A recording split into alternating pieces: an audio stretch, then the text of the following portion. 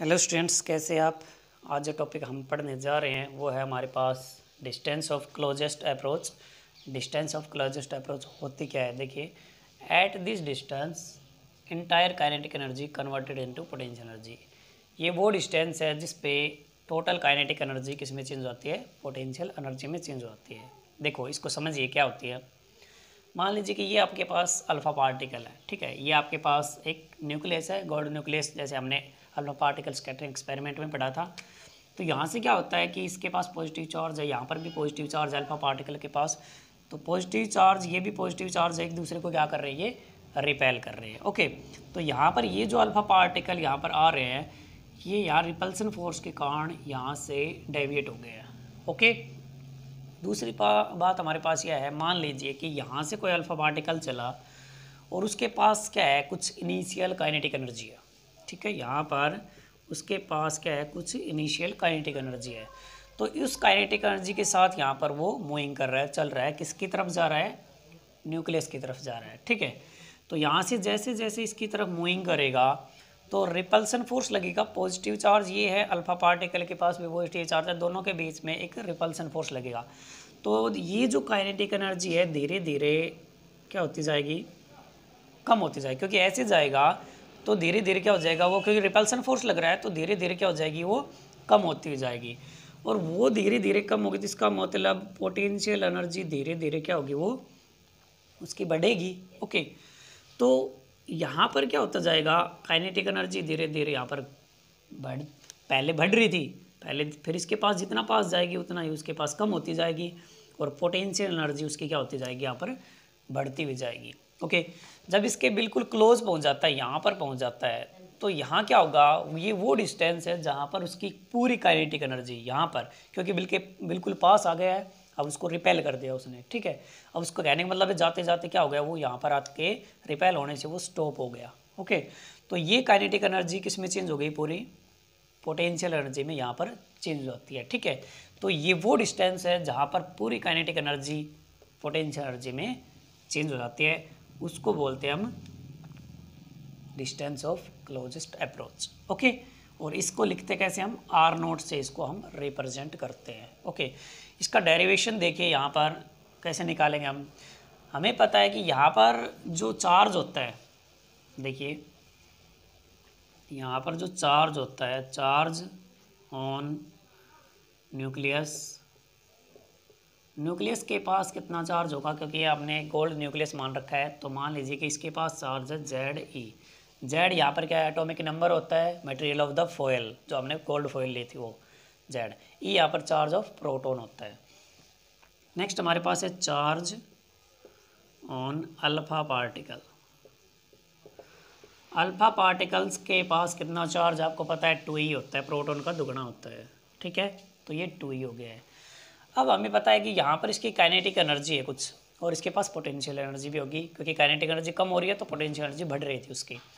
तो यहाँ पर इसके पास पोटेंशियल एनर्जी कितनी होगी, potential energy of alpha particle from centre of nucleus, या हम बोलते कि फ्रॉम न्यूक्लियस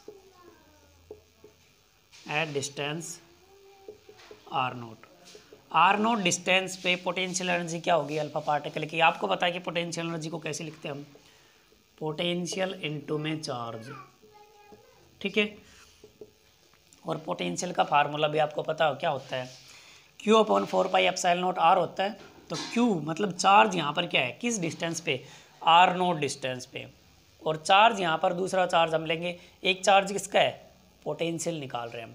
तो पोटेंशियल यहाँ पर हमारे पास कितना होगा, ZE न्यूक्लियस के लिए, क्योंकि फ्रॉम न्यूक्लियस ZE/4πε0 किस डिस्टेंस पे निकालना है, आर नोट डिस्टेंस इनटू में चार्ज कौन सा है हमारे पास, अब चार्ज कौन सा आ रहा है, अल्फा पार्टिकल आ रहे हैं उसके पास, तो ये हो जाएगा 2E। ओके, अब देखिए ये तो हो गई पोटेंशियल एनर्जी। अब इसकी काइनेटिक एनर्जी कितनी होगी, kinetic energy of alpha particle, तो आपको पता है ये तो कितनी होती है, 12mv² होती है, 12mv²। देखिए अब हमारे पास ये होता है कि अगर यहाँ से जब काइनेटिक एनर्जी पूरी अल्फा पार्टिकल की काइनेटिक एनर्जी पोटेंशियल एनर्जी में चेंज हो गई है, अगर हम ये मान लें कि यहाँ पर इसके बीच में अल्फा पार्टिकल जो काइनेटिक एनर्जी थी और पोटेंशियल एनर्जी थी, वहाँ पर हम मान लें कि जैसे कोई एनर्जी का लॉस नहीं हो रहा, नो लॉस ऑफ एनर्जी। यहाँ मान लीजिए कि no loss of energy, loss of energy, तो इसका मतलब अगर एनर्जी का लॉस नहीं हुआ तो पोटेंशियल एनर्जी और काइनेटिक एनर्जी दोनों क्या होंगी, आपस में बराबर होंगी।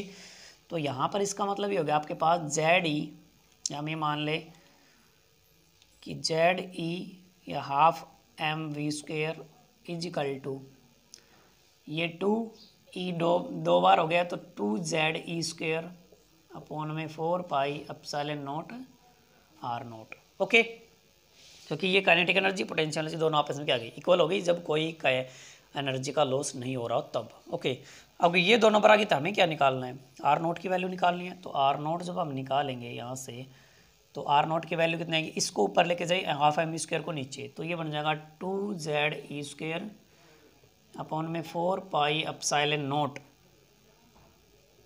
Half m v square. ये हमारे पास आ गया आर नोट, यानी डिस्टेंस ऑफ क्लोजेस्ट अप्रोच की वैल्यू, यानी इसका फार्मूला 2 जेड स्क्वायर अपॉन में 4 pi epsilon naught half m v square. Okay, ये वैल्यू आ गई हमारे पास। अब देखिए आर नोट की वैल्यू क्या होगी, यहाँ पर हम जो हमारे पास जो ओरिजिनल एक्सपेरिमेंट होता है, ये जो हमने अल्फा पार्टिकल स्कैटरिंग एक्सपेरिमेंट निकाला था, वहाँ से मान लीजिए कि आपके पास ओरिजिनल एक्सपेरिमेंट है और वहाँ पर जो हम वैल्यू लेते हैं, यहाँ पर ये जो हमारे पास वैल्यू होती है काइनेटिक एनर्जी की हाफ एम वी स्क्वायर की, यहाँ पर जो वैल्यू, क्योंकि ये तो आप सभी को पता है कितनी कितनी होती है।